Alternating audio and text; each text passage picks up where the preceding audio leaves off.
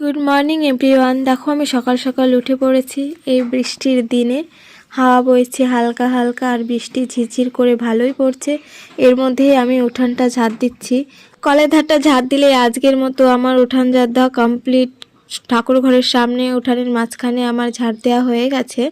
এখন আমি এখানে ঝাড় দিলে হয়ে যাবে। তো বাসন গাসন মাজতে মাজতে সমস্ত কাজ করতে করতে এই বৃষ্টির দিনে ভিজেই যেতে হয়। তাও মাথায় দেখো একটা প্যাকেট নিয়ে নিয়েছি যাতে মাথায় বৃষ্টি না পড়ে। তোমরা রোজ যারা আমার ভিডিও দেখো তারা তো জানোই যে আমাদের উঠানটা বৃষ্টি হলে কতটা কাদা হয়ে যায়।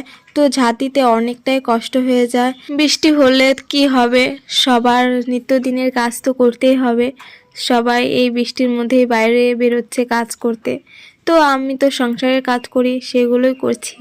তোমরা বৃষ্টির দিনে কে কি করছো অবশ্যই কমেন্টে জানিও। দেখো মাঝে মধ্যে কত জোরে হাওয়া চলে আসে, মনে হয় যে আমার মাথা থেকে প্যাকেটটা নাই উড়ে যায়। এটাই ভাবছিলাম তখন আমি। এরপর ঝাড় দেওয়া হয়ে গেলে বাবাকে খেতে দিয়ে দিয়েছিলাম। তারপর ঠাকুমাকে চা মুড়ি খেতে দিলাম আর আমিও একটু মুড়ি খেয়ে নিলাম আজকে। এরপর চলে এসেছি রান্নাঘরে রান্না করার জন্য সমস্ত কিছু গুছিয়ে জল টল নিয়ে। তো আমি একদিকে তরকারি রান্নাটার জন্য আলুগুলো দিয়ে দিয়েছি কড়াইতে। একদিকে আলুগুলো সুন্দরভাবে ভাজা হচ্ছিল আর এদিকে আমি আদা লঙ্কা বেটে নিচ্ছিলাম। আর দেখো আজকে আমার স্পেশাল মেনু হচ্ছে কলা আর আলু এরকম করে কেটে নিয়েছি।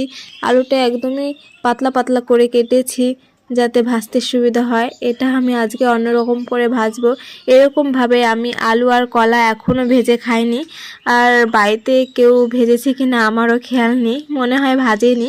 তো আমি ভাজছি। প্রথমে চালের গুঁড়ো দিয়ে দিলাম, তারপরে দিয়ে দিলাম একটু কর্নফ্লাওয়ার, এরপর হলুদ, লঙ্কার গুঁড়ো, লবণ, কালো জিরে দিয়ে ভালো করে মেখে নিলাম। বেসন নেই তাই চালের গুঁড়ো দিয়েই করলাম। কিন্তু কি বলো তো, চালের গুঁড়ো দিয়ে ভাজলে না শক্ত শক্ত হয় আর ওটা খেতে ভীষণই ভালো লাগে। আমিও ভালো খাই, আমার বাবাও ভালো খায়।